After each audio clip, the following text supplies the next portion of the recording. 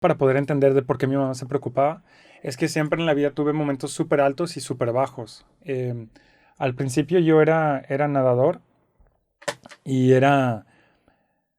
Pues son historias bastante tristes, la verdad. Voy a cambiar de mood, o sea, estoy sonriendo, pero lo que pasó ahí no fue muy Tú cool. date, esta es una montaña rusa de podcast, yo jalo. Sí, no, sí, estuvo bastante fuerte. Entonces empezó de esta forma. Yo me enamoré de una chica cuando estaba muy joven, muy, muy joven. Ella era... Esto es antes es lo principio de la historia. Ok. O sea, Esto es ni siquiera te habías graduado. no, era No. adolescente. Ok. Era adolescente. Y pues yo venía de una familia humilde y ella no. Y siempre me sentí un poco inferior comparado a esta chica porque su papá era director del comité olímpico de no sé qué, o lo otro de la alberca.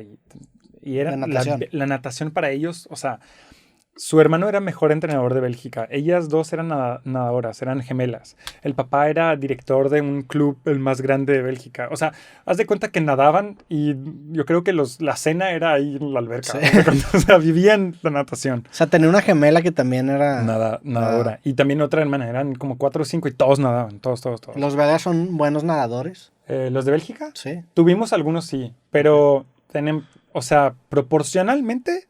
Son muy buenos. Si ves cuántos millones de personas viven, sí, entonces sí. Sí. Es que ahí está, si tomas a China que tiene 1 billón, Sí, pues comparado a 11 millones, pues no tanto. Pero si comparas al nivel de lo que podemos producir como en general, Bélgica tiene bastantes cosas interesantes, Sí. la neta.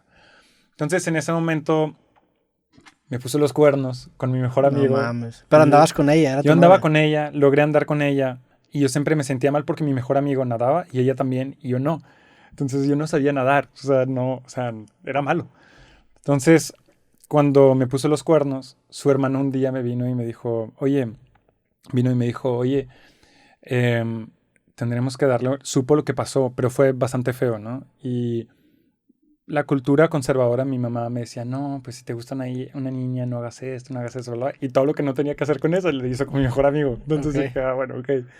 Ah, ok. El shock cultural Era así muy súper fuerte. fuerte. Sí, no, fue O sea, fuerte estuvo la duro sensación. ese pedo. No, súper duro. O sea, obvio que cuando eres adolescente no sabes controlar tus emociones, no lo racionalizas, lo ves de una forma totalmente distinta, pero en ese momento, pues obvio que me dolió un buen, ¿no? O sea, tú la tratabas como un caballero.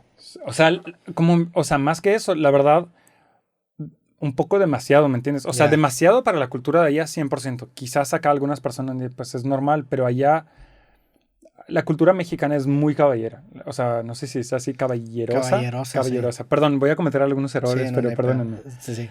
Y entonces en ese momento su hermano viene y me dice, le tenemos que dar una lección a mi hermana. Y yo de, pues tu hermana, cálmate. Dice, no entiendes. Dice, si tú te vuelves una persona, un buen nadador, es lo peor que le puede pasar a ella.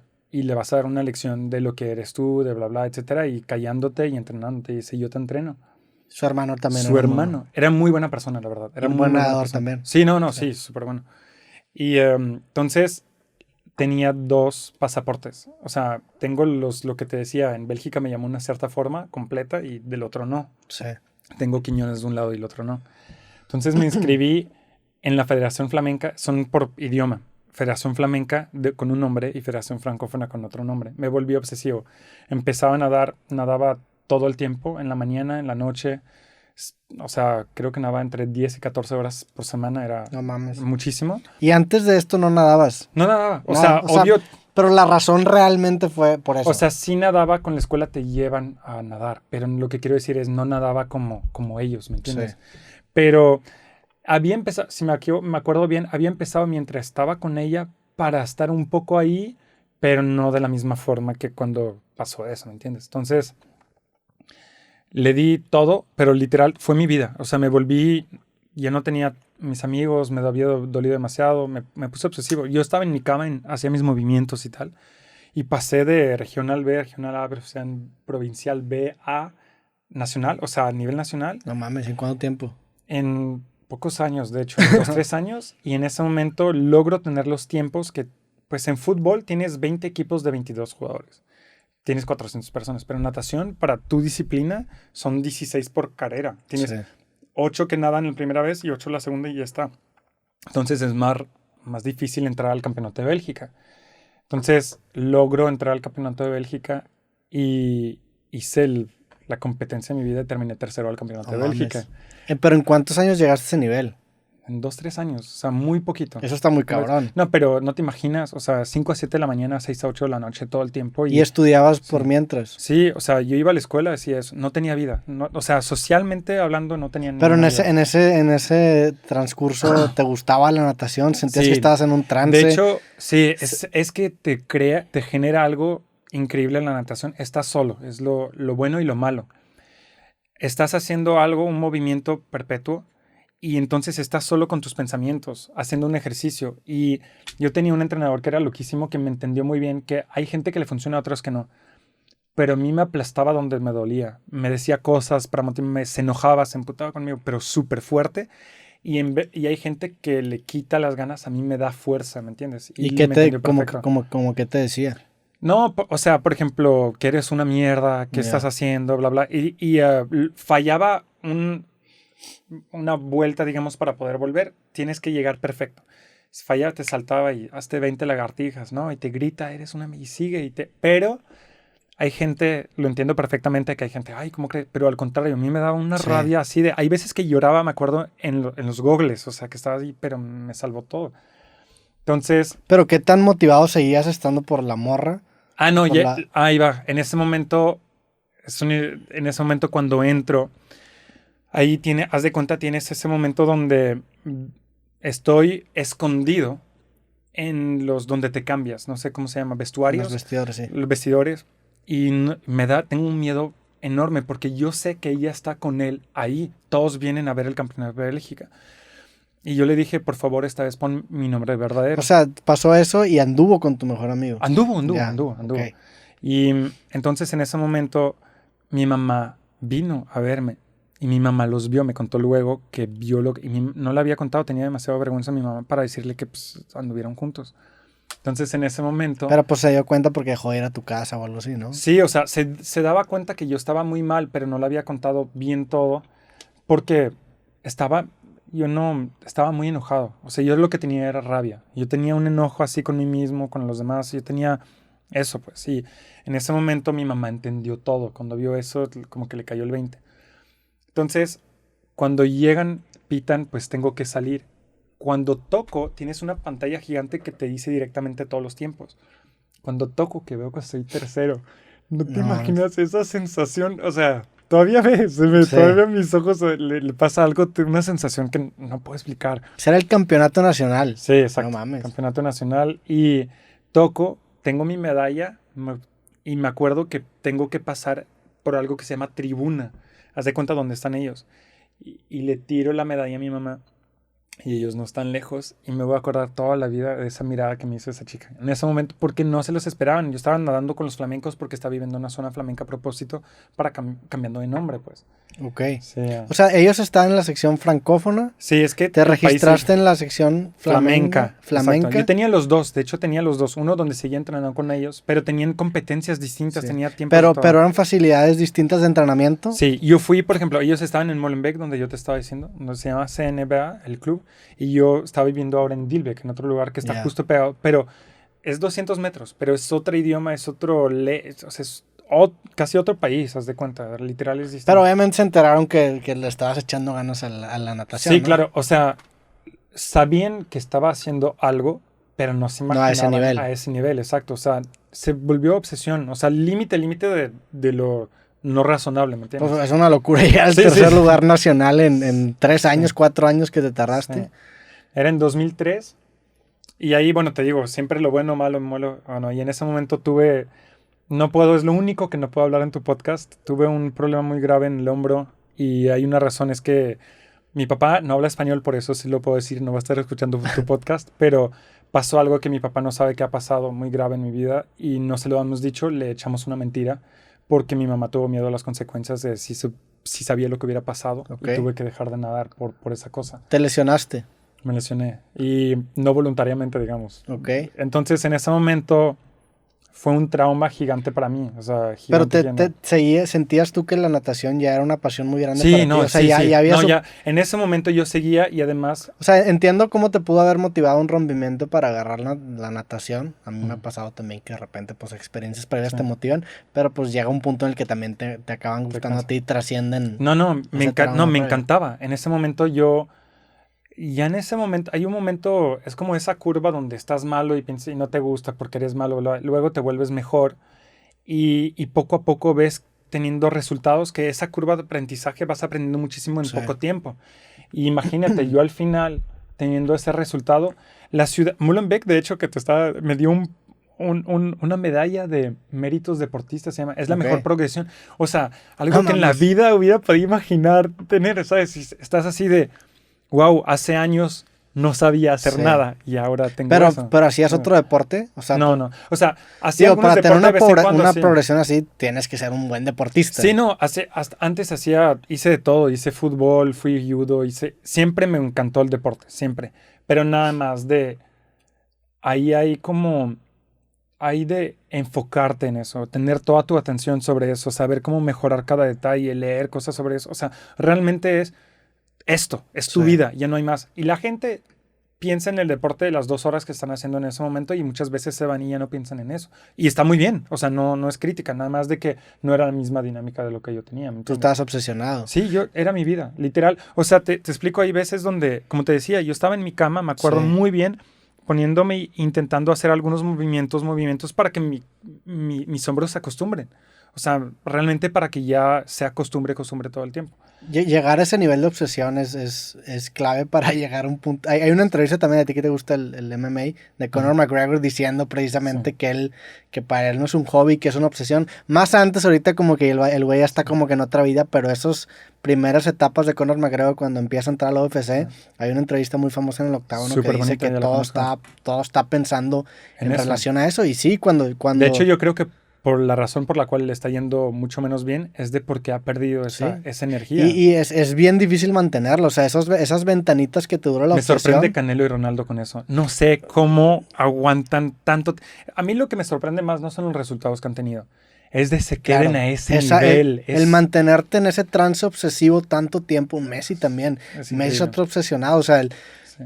llegar a un punto en el que, porque creo yo que las obsesiones muchas veces hacen buenas rachas, pero ya que dure toda tu carrera, está bien cabrón. Sí. O sea, encontrar ese trance y mantenerlo por muchos años está muy cabrón. Sí, no. Cuando entraste a la Nacional, que quedaste en tercero, ¿tu expectativa qué lugar era? O sea, ¿qué lugar le tirabas? ¿Te acuerdas? Es que yo quería solo calificar para las finales. Esa Yo era- ya tener esa- el tiempo, o sea, para que entiendas, yo tener el tiempo para llegar ahí y era algo que decía, wow, o Sí, sea, era un logro participar era un gigante. logro. De hecho, me fui con un equipo que se llamaba Élite de Bélgica.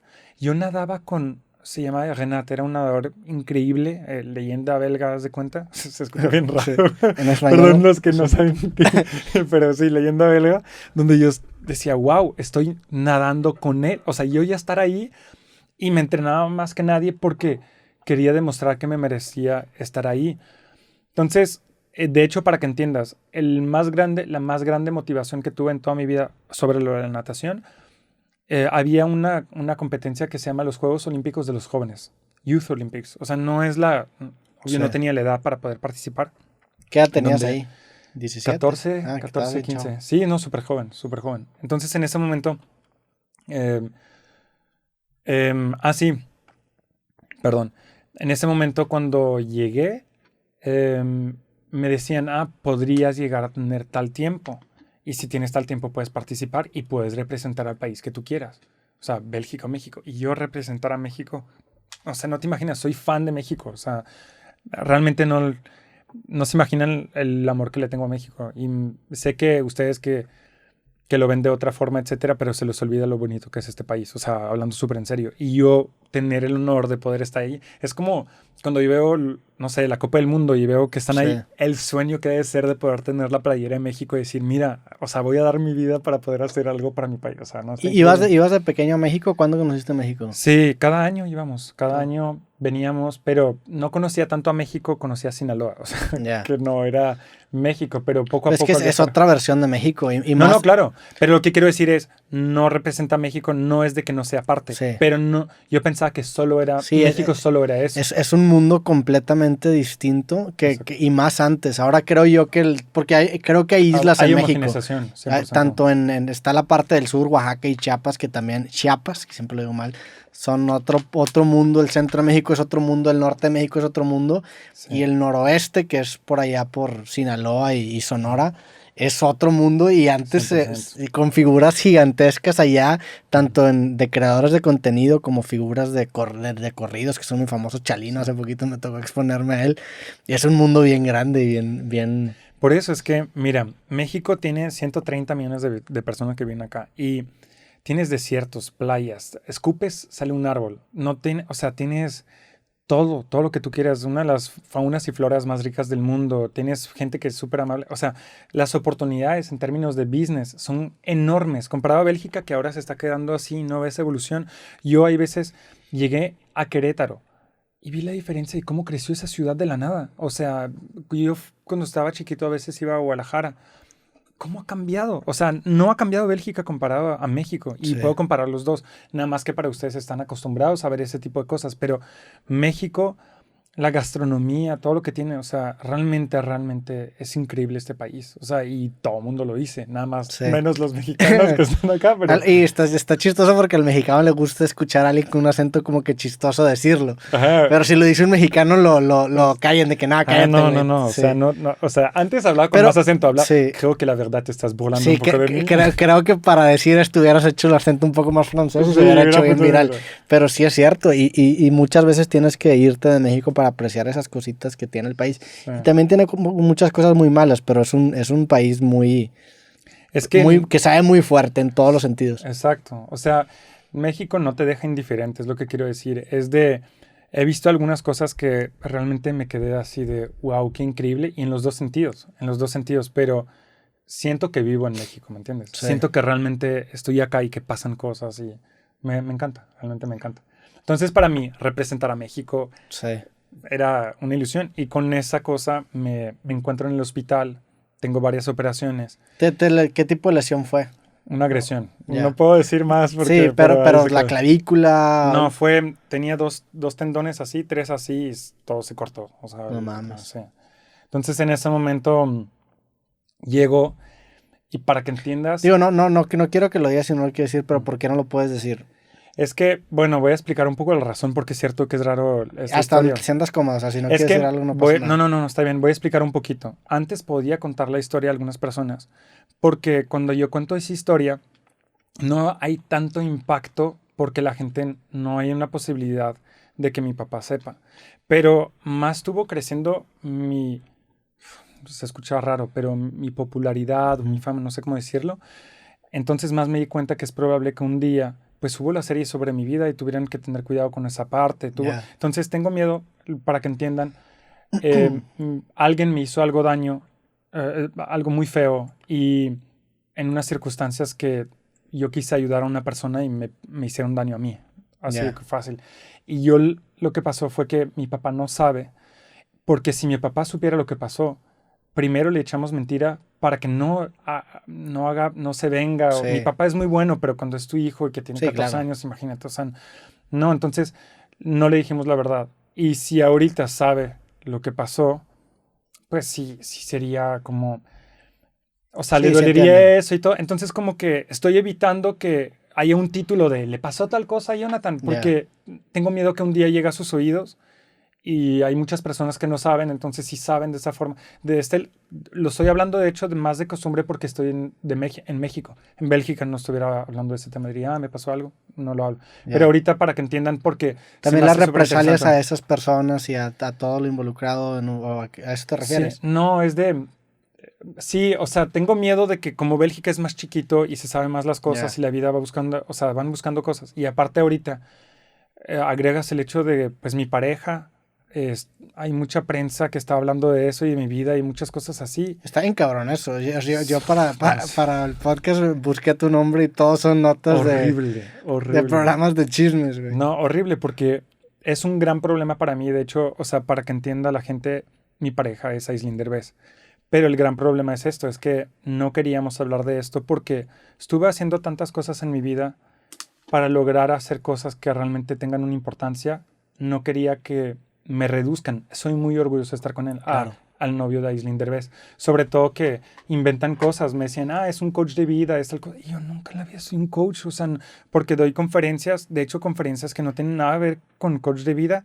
Ellos vieron que daba conferencias y decían, es un coach. Sí. Y yo me quedaba así de, güey, estuve trabajando tanto para que me digas que soy un coach. O sea, con todo el respeto que le tengo a los coaches, no es nada mal, pero no soy yo, ¿me entiendes? Sí, y duele. O sea, me dolía muchísimo. Y ahorita teníamos que salir separados del aeropuerto para que no nos vean juntos. Teníamos que, por eso publicamos solo una foto de que estamos juntos para decir, estamos juntos, así ya no tenemos que escondernos, pero realmente tengo tantas cosas, los proyectos humanitarios, la película, serie, tantas cosas que estoy haciendo de que no quería que me digan, es el novio de Ice, entonces estaba de, bueno, mejor evito todo eso.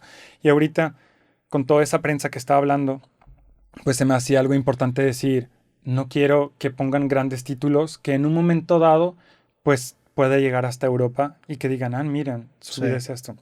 Una página Wikipedia o algo así. Entonces, como que sí intento evitar eso.